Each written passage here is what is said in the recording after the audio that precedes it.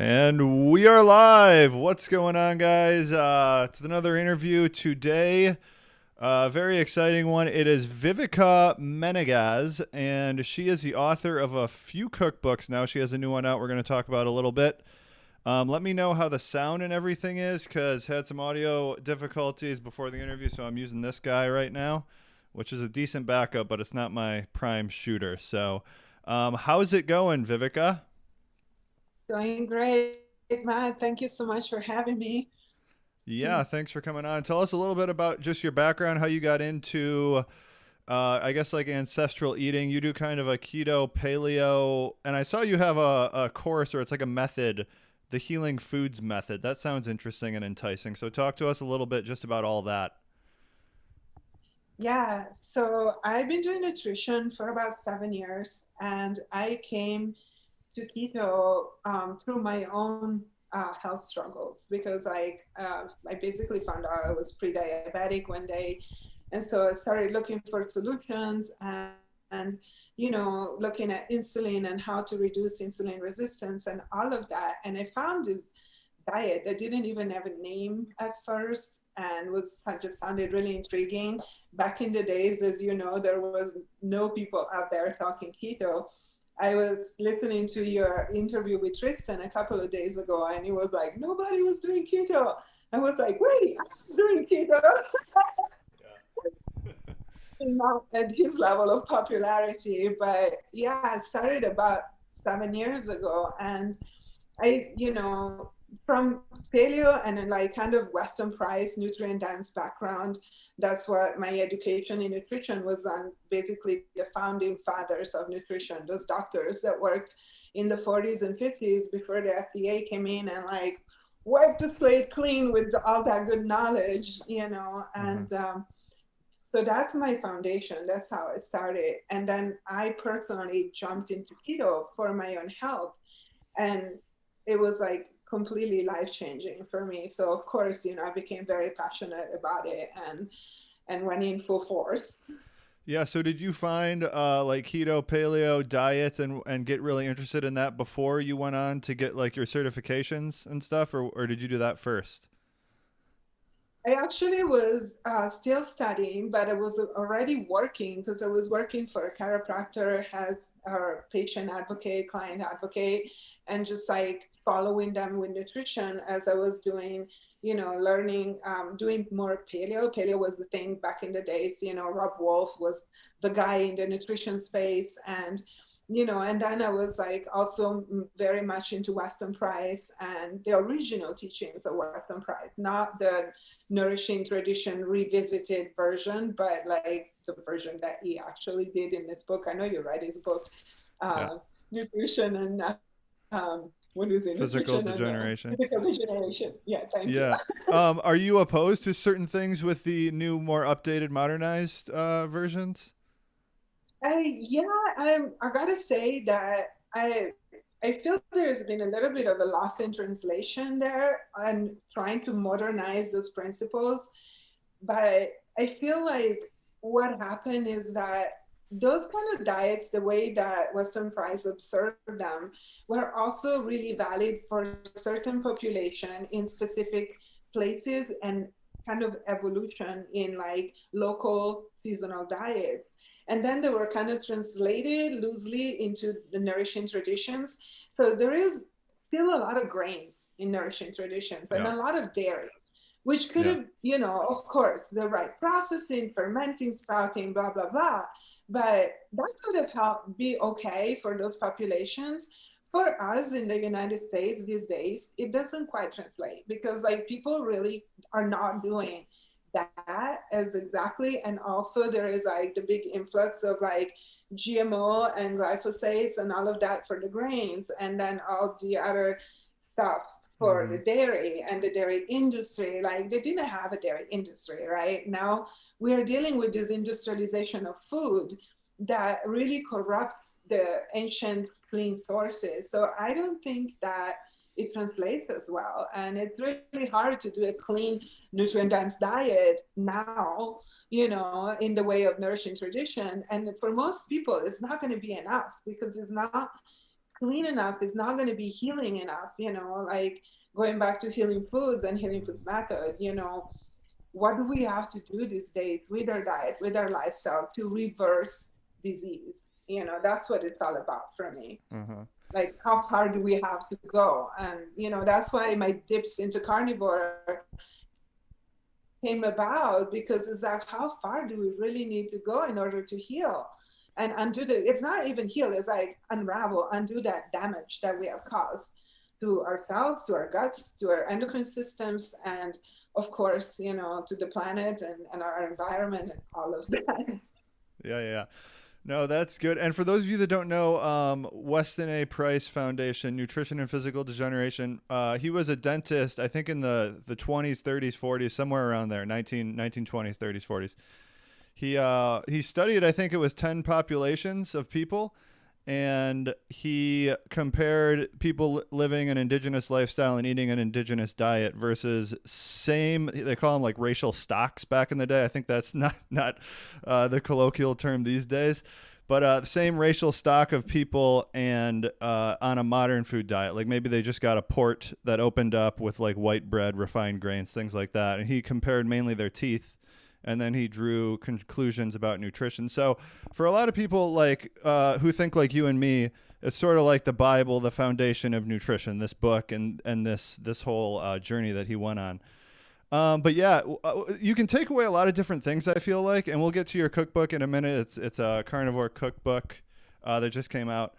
But you can take away, sort of my takeaway is that like as long as you're eating natural foods, humans can get by on a wide range of diets. Local is ideal, obviously. But yeah, some people take away different things. Some people focus a lot on like plant foods, maybe all of them being bad, which you seem to kind of think these days, or just I guess walk us through what are healing, what are healing foods, and what should we avoid if we really want to heal. Right. So that sometimes is a tricky question, right? And I know that, from the traditional diets of Western price, then like my personal journey went into unraveling and going back even deeper into like ancestral diets, evolutionary diets, like what did we evolve eating for hundreds of thousands of years, not just, let's say, like Western price covers 10,000 years of agriculture, and the last bit of, let's call it, evolution during the agricultural phase. But what about before, right? Where do the 300,000 years of Homo sapiens come from before? Like, what were we doing? So all of that, I think, is like a really important foundation of knowledge for us to understand, like, okay, we are here now and these are the problems we are facing. Where do they come from? And again, what do we need to do to like get us back to a healthier state? Because the issues of contemporary, let's call it, diet and nutrition are mostly issues of degenerative diseases. And there are issues of diseases of toxicity like cancer, and people in the conventional medical system, they don't really see it that way, because like their view is so like, narrow and limited and not holistic.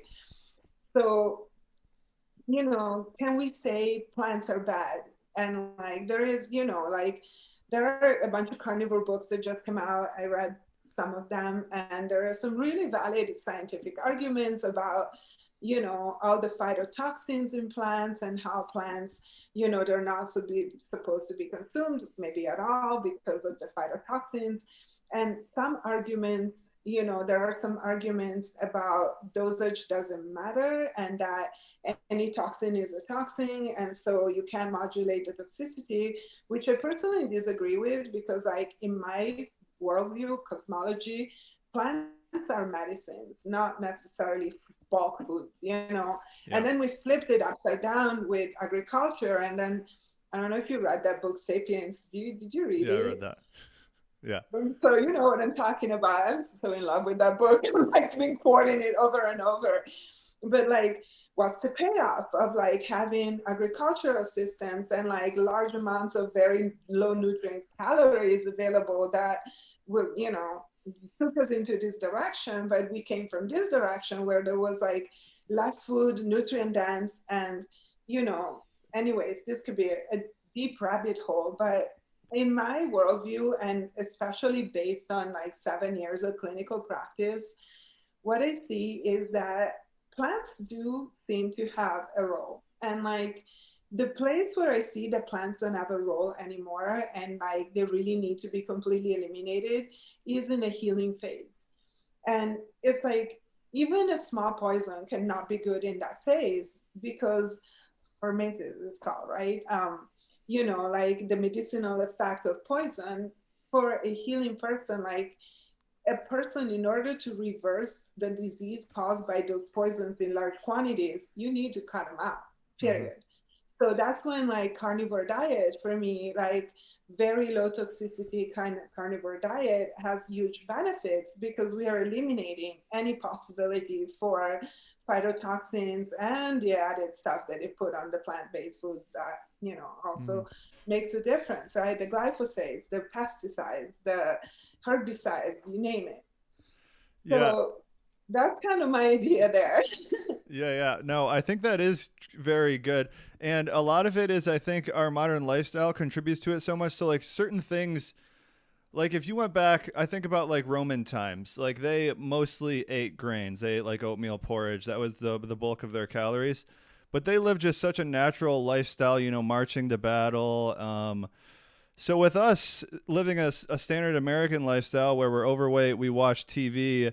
I think when you like tally up all the factors, if those type of people that are watching TV all day start eating just like oatmeal every day, more of a Roman diet, they might not fare so well.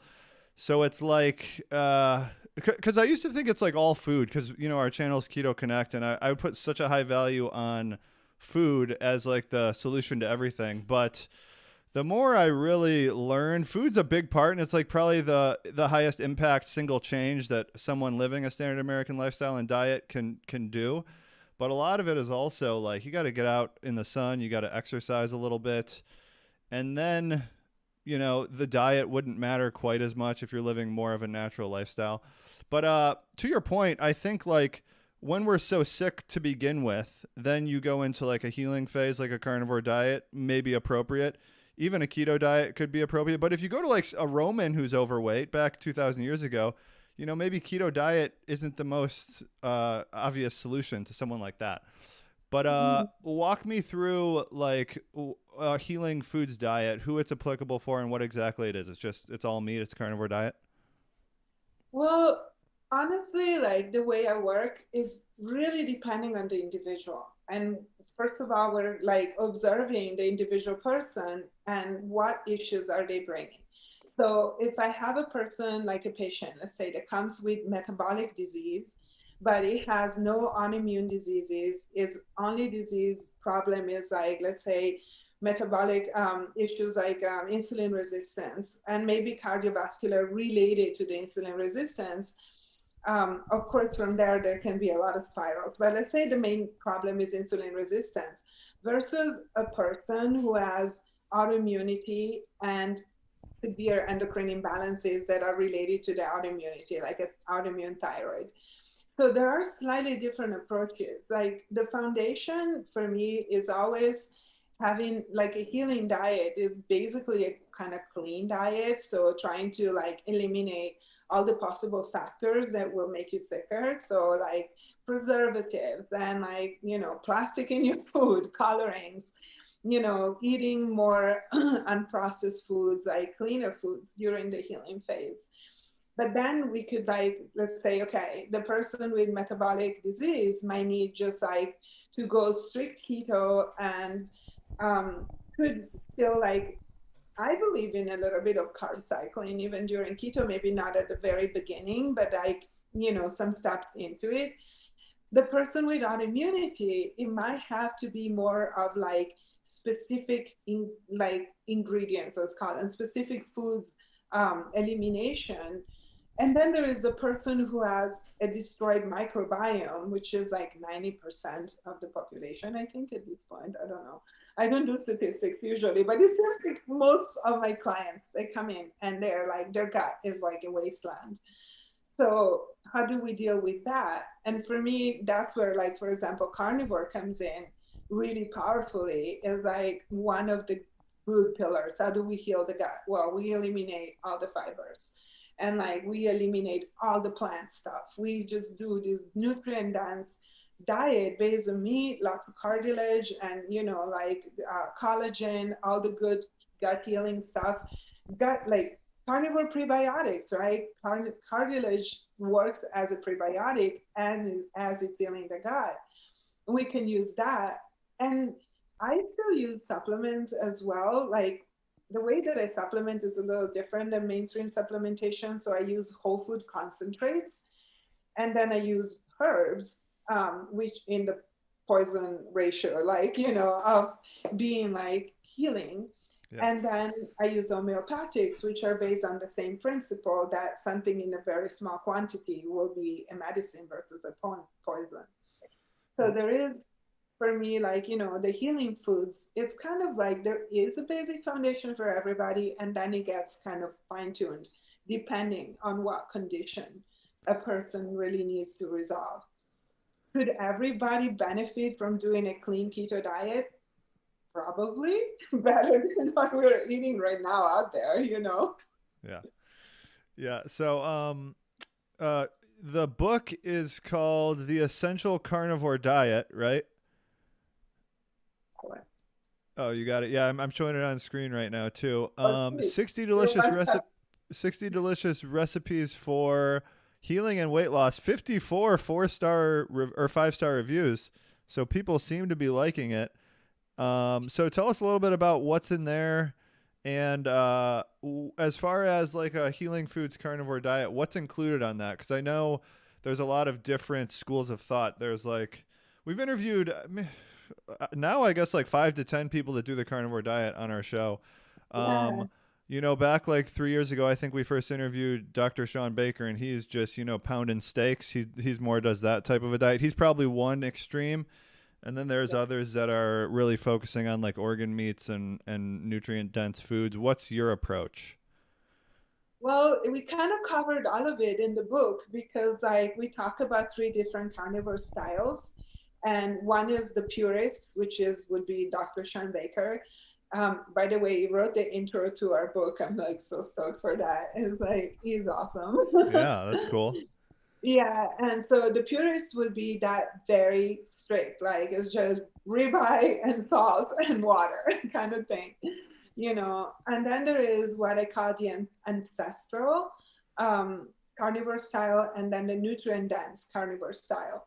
So ancestral is one that includes some carbs, believe it or not. So it includes a little bit of fruit, selected fruits, and honey. And this is specifically targeted. So this is like modeled after like our ancestors that might have gone, all winter pure straight super straight carnivore. And then like I know you guys were talking about it in a couple of interviews, like when the summer comes and the berries come and like the honey comes, like then the diet expands to include whatever you can stuff in your face that is ripe. But that is very applicable for people that could use the carb load in a less low toxin way, let's call it, and low fiber definitely. So athletes that do need the carnivore diet, maybe they have their gut that needs to be healed, but they also need to perform. So they need the glycogen, they need the performance carbs. So that would be a good way to apply it for them. Yeah. And my co-author, Erin Blevins, she's a professional athlete. She's a CrossFit competitor in CrossFit, so she knows all about that part. And it was really cool because that's really not my field of expertise. So she covered that part. She's great. She's also a professional chef, so her recipes are out of control. you know. Yeah. I'm more like the one that grew up in the kitchen in Italy, but she's a chef. Yeah. and and then we have the nutrient dance, which is the nose to tail way of doing carnivores, which is very much me. Italian, born and raised in Italy, we eat all the organs, all the nasty bits. Yeah. So that includes a more varied as well, like carnivore approach, so that we do have not a lot, but some organ meat recipes and also raw meat recipes because I think that having some English raw protein, that's a tongue twister, in your diet is really important. So um, some of the raw meat stuff is in there too. Awesome. We do got a $5 donation. Zach says him and his wife started keto in January, and he lost almost 30 pounds. His wife lost 17 pounds. That's great to hear.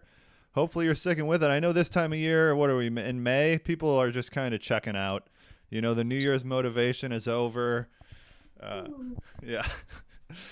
So, what people come into you, seeking nutrition advice and healing? What are like, maybe like a handful of foods that you pretty much recommend to everyone to start eating for More maximum meat, healing? What was that? more meat. Meat?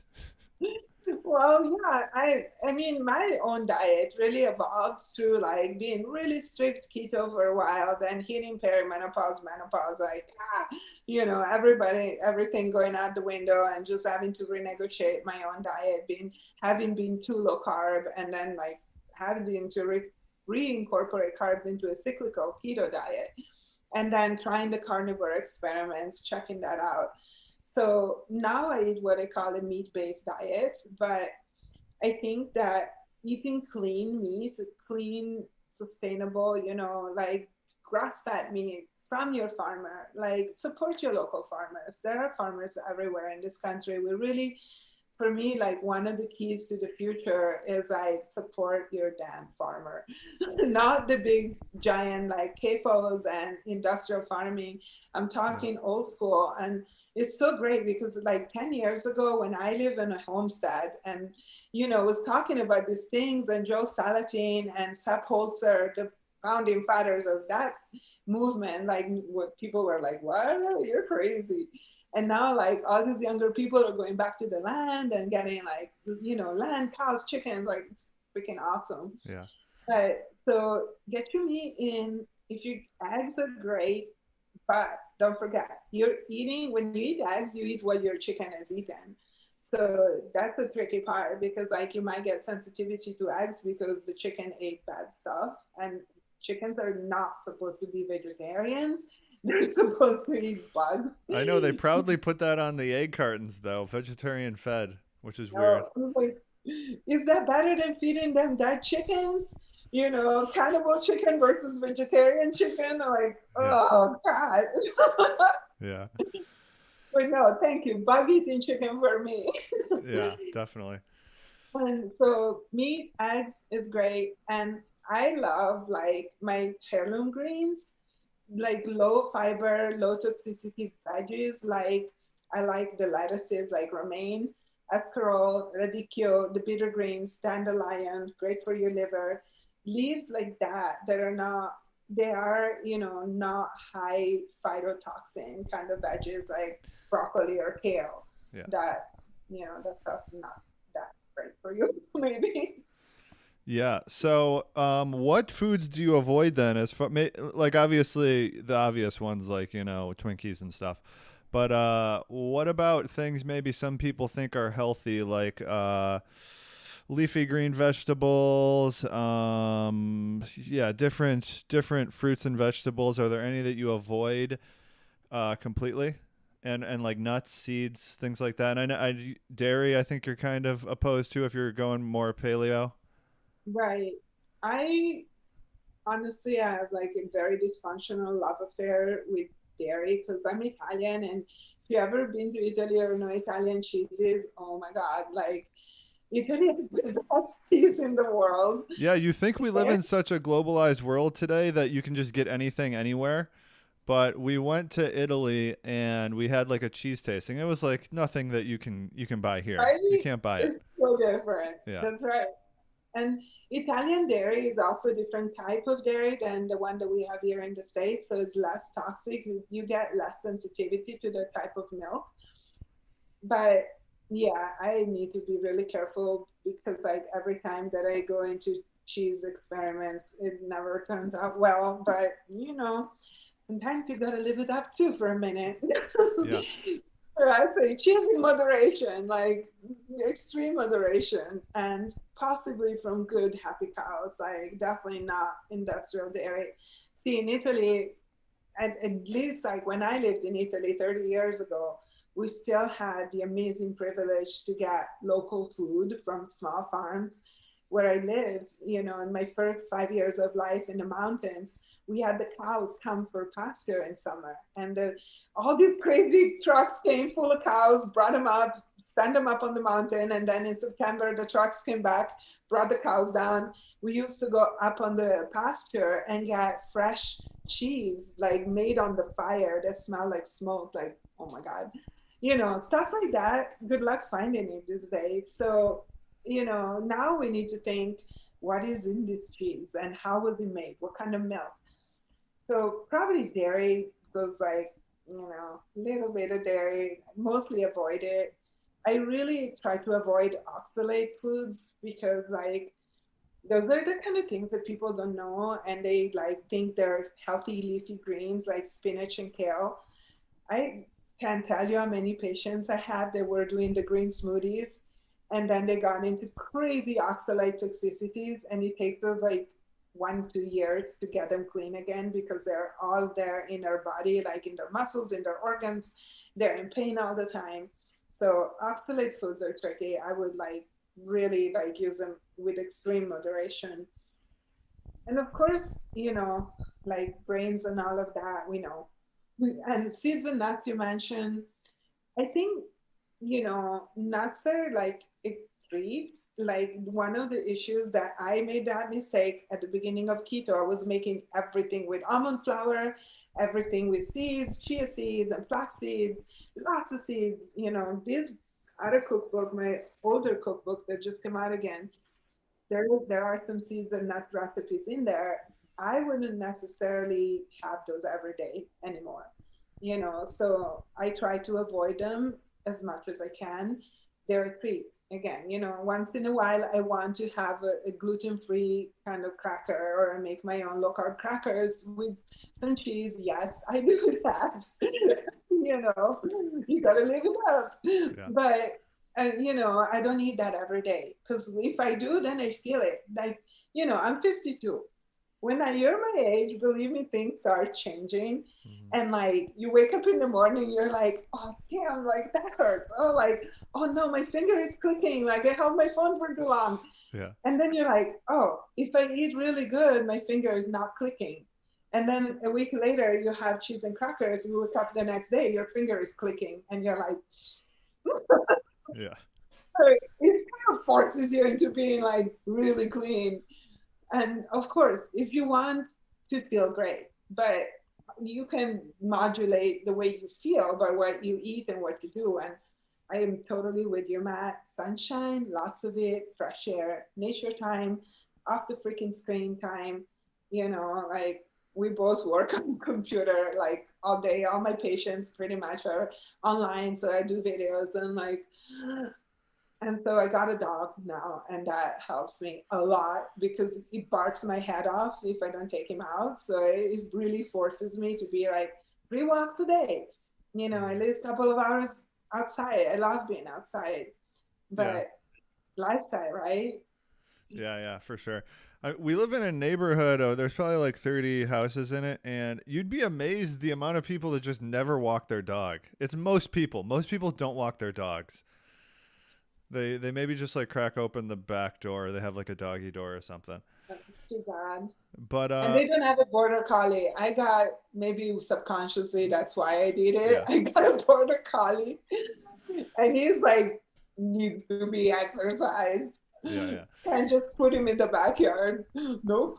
yeah. And then I know you talk about like women specific diets too. Is there anything that changes for a carnivore diet or paleo or keto? Like, what are things that women should focus on that maybe don't apply as much to men? This is something that, I kind of knew from keto, but like doing carnivore, especially with a number of patients, really drove it home big time. Is that there is a time in a woman's hormonal life when like you kind of hit the end of perimenopause and you're about to jump into menopause, that time becomes really tricky and really delicate. The whole hormonal balance, everything is like kind of going all over the place because the hormones are switching gears, ovaries are ready to retire and all of that. So in that time, I noticed that women doing too low carb, again, for too long. I mean, too low carb for too long is not good for fertility. And I think that comes back to our evolution and being hunter gatherers. Like we need not just the carbs necessarily, but we need a varied diet. I think for fertility, like nutrient dense and some carb cycling is really important because they seem to keep the cycling. And I honestly have not found like a research paper that explained exactly the mechanism. 10 years later, almost, I haven't found it. But empirical knowledge in real patients in clinical practice has shown me that carb cycling really keeps the female endocrine system awake, and well functioning better than just strict low carb. So it would seem that in a man's hormonal life, like the hormones are more like linear while women are cyclical. Hmm. And so if we modulate our carbs in a cyclical aware fashion, it will be more aligned with our natural state of being, hormonal as a woman, versus like the man can just be consistently in ketosis and have great benefits, possibly. I mean, depending on the case again. But I feel like in for a woman, there is that bit of knowledge that could be really important for success. Yeah, that makes a lot of sense. A few people have said that before that I've interviewed too. So what's the protocol then for if you're a woman trying to do a low carb diet with carb cycling? What types of carbs and like the frequency? Obviously, it's going to vary a little bit, but just like a general protocol. Hmm. I, again, for me, it's hard to say, okay, this is the best way to do it for everybody. It changes from like your metabolic needs, for example. So for some women, they might need to carb cycle like 5 days a week. And then it's kind of almost a daily carb cycle where they start super strict, zero carbs in the morning, maybe introduce a tiny bit of carbs at lunch, and then have more carbs at dinner, and then like have ratios of fat inversely proportional to the ratios of carbs so that they have high fat in the morning and then higher carb and lower fat at night. So that could be a way to cycle it. I would definitely not put high carb and high fat in the same meal or, in the same moment. I think it's either one or the other. Protein can come kind of steady and like have a steady foundation of protein throughout meals. And then it can also be just you need to carb up once a week. Um, Again, you can, like you mentioned before, if a person works on the computer or desk job 9 to 5 every day, they might not need a lot of carbs to do a carb up, right? They might be better off like staying mostly low carb and then maybe once a week they do a big carb up and that's it, because they don't burn off that much energy and their muscles not being used as much, they're not as insulin sensitive, so they need less carbs. But if you're somebody who's really active, you're working out all the time, then probably you can carb cycle every day and be good because you're going to use up that glycogen that, is, and you have more room for storage of the glycogen. If you have no muscle, like and it's mostly adipose or like even like low tone muscle, then there is nowhere to store the glycogen. So the glycogen gets turned into triglycerides and then it goes straight to fat. I mean, that is fat. Yeah. Yeah. Okay, that makes good sense for people out there to try. As far as just like lifestyle type of things, um, you're obviously a very holistic person who's been experimenting and going through this type of stuff a lot. So I like to get tips. Is there any like lifestyle practices, routines that you swear by that you have been doing for a long time? You continue to do it. I'm thinking of like meditation, going on walks, like saunas, cold baths, different things like that. Like maybe like sleep routines you have. Anything that you swear by? Yes, a lot of them. I gotta confess something, Matt. I am really inconsistent because my life is a little crazy and like, it changes, things change a lot all the time. So I need to adapt to what my life is. So depending on where I'm at and what I'm doing, like I will try to adapt to the circumstances. But I try to have at least a couple of practices that are my anchor. So before it was yoga, and like before COVID, and when I lived in Ojai, California, I had the perfect yoga studio. I was going to yoga 5 times a week. Then I had my, instructor coming to me and doing like private classes maybe once or twice a month. And like, so yoga was my staple and it was my movement. And then to that, I added like outdoor time, so that's really important. Outdoor time all the time, like at least a couple of hours a day. Get outside in the sun, fresh air, get your feet in the dirt, like get on the beach, swim, like anything, stay in nature. Like we need to reconnect to nature. We've been like, our reality is so filtered by everything digital right now. It's like, what kind of human are we becoming? That's kind of good question to ask ourselves, Yeah. right? Where the frick are we going with this? But so I like to be old school, like old school, and like stay connected to nature. And now, like, then I moved to another place. I moved to Manchester. So my physical activity was hiking. So I went hiking every day. And that was like, so it was two things at once. I was outside and I was exercising.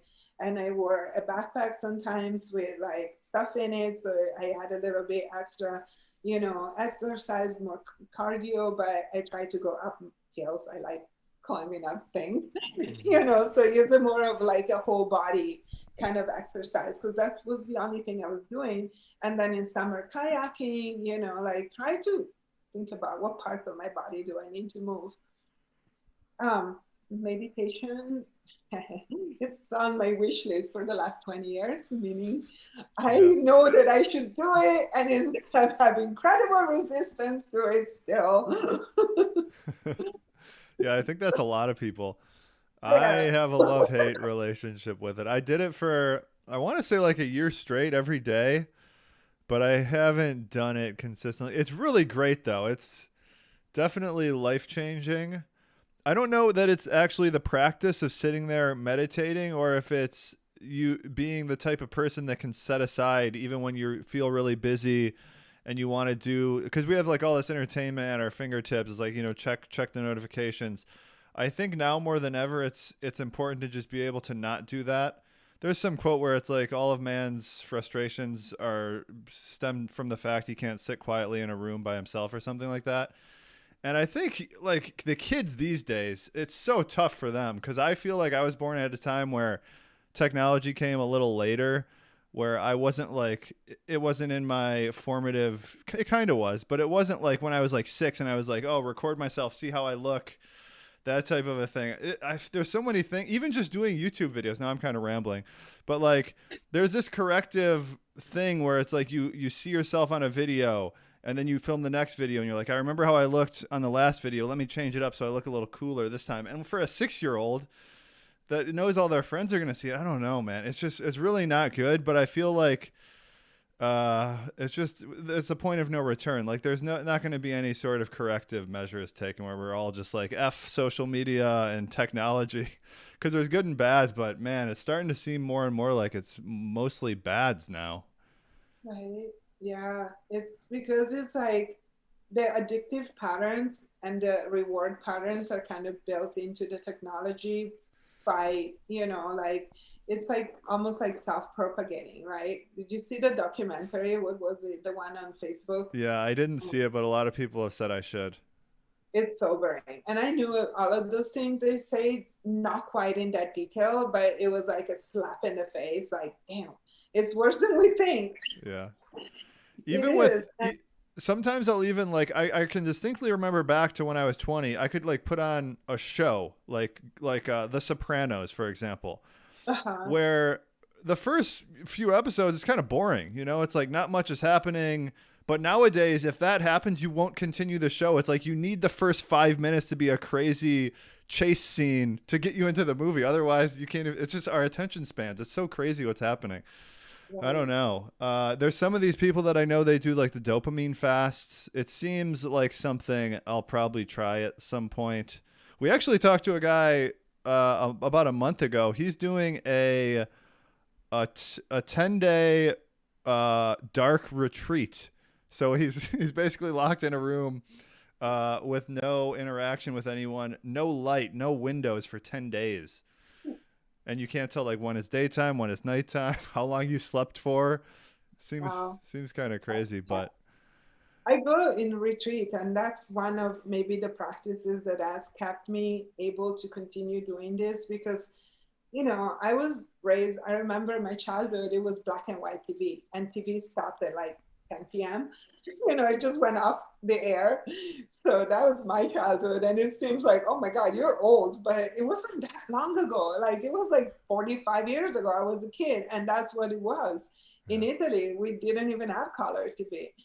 So no technology for me until like in my 20s, basically, like when I had my first cell phone. And that makes a big difference, I think, in the way the brain is formed. And yes, the ability to sit with yourself and like the ability to just be able to read a book and not finding too boring or like all the ADD that ADHD like issues that we're having right now. But I do regular retreats where I go and sit with myself for like a month at a time. I'm about to go ship myself to the jungle right now. I'm going to go to Peru and go sit with the plants and sit in isolation for a few weeks. Oh, And for me, that's like the ultimate reset. And then I come back and I'm a different person. I'm like yeah, filled with energy. My adrenals are like, well, yeah, it's this pace of life. It's really intensive. And I think it's amazing and awesome that in our community, keto, us that have been doing keto for a while, and a lot of people that have been, into holistic health, that finally is really hitting like our awareness that we need more than the diet. We need more than even just the lifestyle here. We need more. Like, we need a radical reset if we want to continue like our mental health, our physical health, our evolutionary health. We need more. We need more radical action, all of us together. yeah, yeah. It just seems like it's a losing battle, though. I guess it's still worth fighting. But like, so I have a kid now who's almost 2, and I was talking to some parents the other day about like, like what age do they get phones these days? And like 10-year-olds, like, so they have 10-year-old kids, and if your kids don't get a phone, but there's going to be kids in the class that have the phone, and then like resentment starts, and it's just really, I don't know, there's no real easy solution. And I see most of the time most kids whenever they're crying, their parents just, they give them the screen, and Yeah. that's what they do. So we're trying not to do that, but it's really tough because it's just such an easy thing where you're like, oh, he's crying, give him the phone, he'll stop crying. uh, yeah. I feel you, man. I know it's being a parent today, like it's definitely next level. And I honor you guys for it. I know you're doing an amazing job. And I was watching your last video with like, baby's eating liver, that's his favorite food. I was like, yeah. Yeah. I mean, you can't do everything right all the time. Like I know, like I want to be a purist. I want everything to be done right all the time, but not if that's not what it's about. It's about knowing and trying to do our best. And I think that, you know, if you just think it's a losing battle from the beginning, then why even do it? Then it's not going to happen. But if we think that, you know what, even my kid eats liver and instead of candy, that's a big step. Like Yeah. that makes the difference. His brain is going to be different than the kid that just ate candy. So I think you guys are doing awesome. Thank you. We're trying. Yeah, it's just the pace of. I would love to fast forward like 200 or 300 years and just see how it all ends.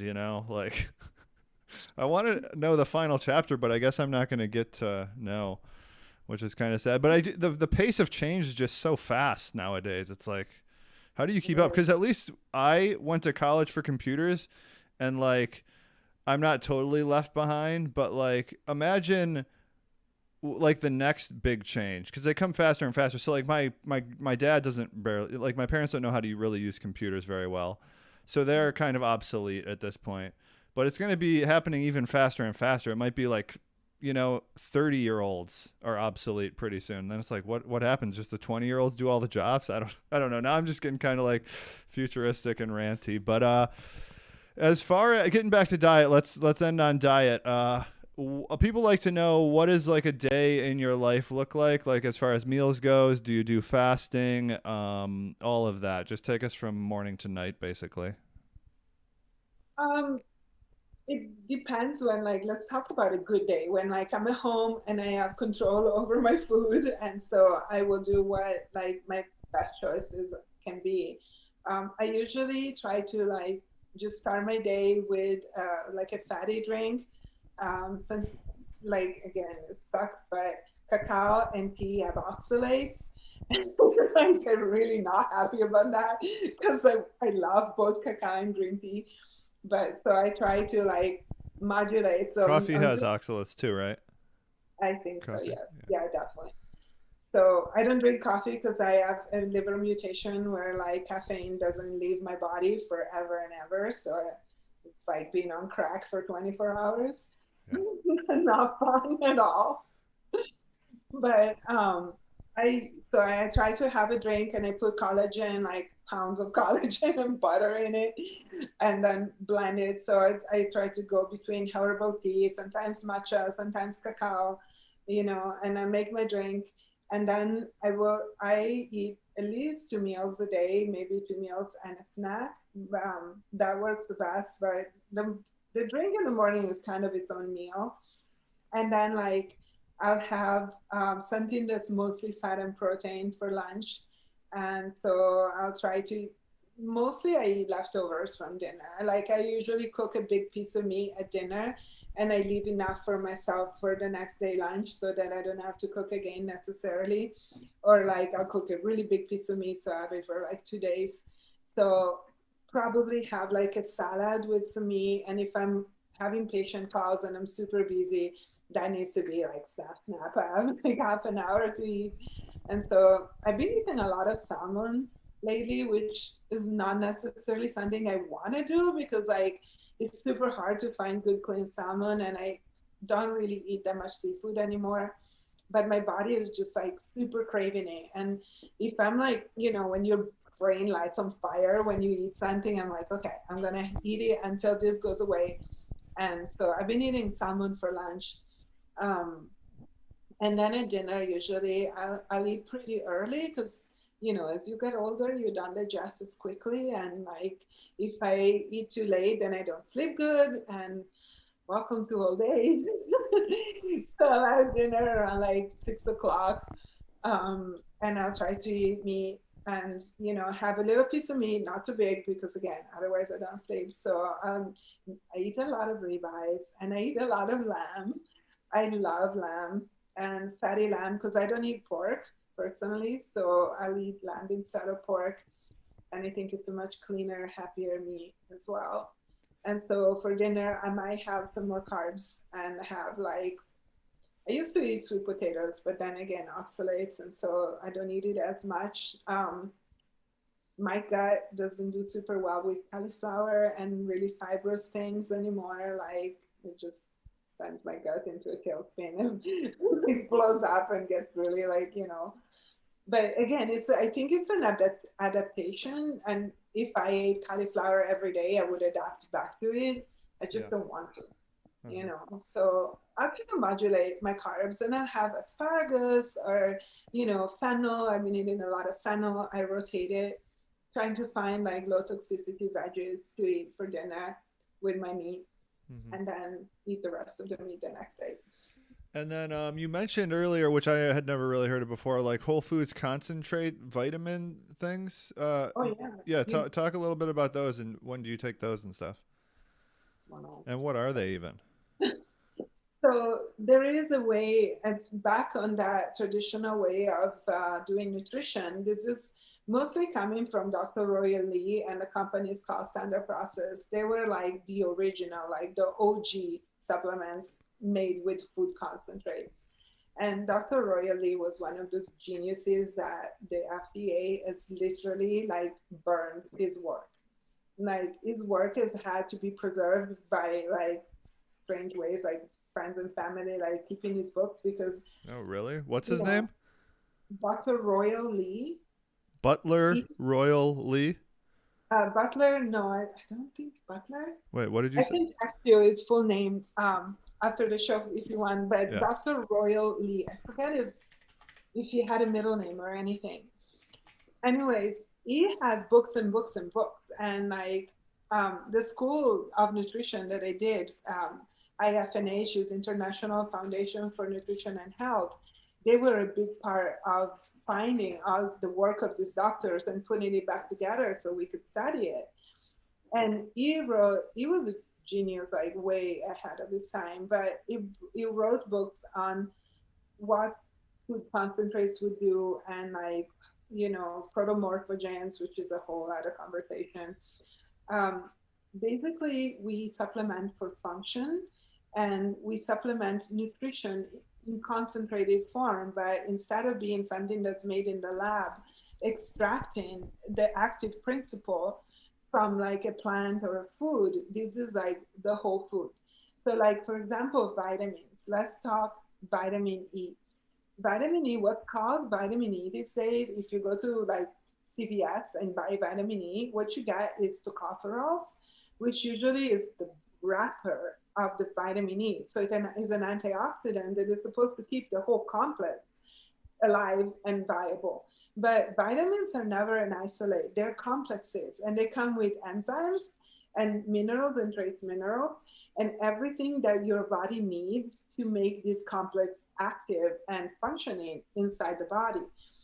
So if we give like vitamin C, ascorbic acid again is just a preservative for vitamin C.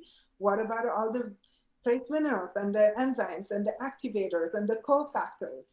So the way that we use nutrients, supplements is by using the whole, for example, complex of vitamin C. And so you provide like a complete formula for the body to utilize. And also, those are used very specifically to restore function versus to just add nutrients. Uh huh. Sorry, Oh, bless you. not so much. Yeah, I gotta look. I've never actually heard of Dr. Royal Lee, but he looks interesting. I'm on his website right now, so yeah, I'll check out what he has to say. Basically, just reading a quick excerpt is the primary cause of disease is malnutrition is like kind of his Yep, mission statement there. So yep, I'll yep. I'll definitely read up on him a little bit more. But yeah, I think that is gonna do it here. Where can the people find you? Well, so my original website, the one that I'm known for, is the nourishedcaveman.com.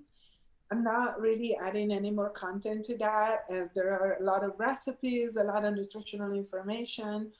I'm expanding my practice a little bit. So the Nourish Caveman is still going to be connected to my new site, which is journey to wholeness.love.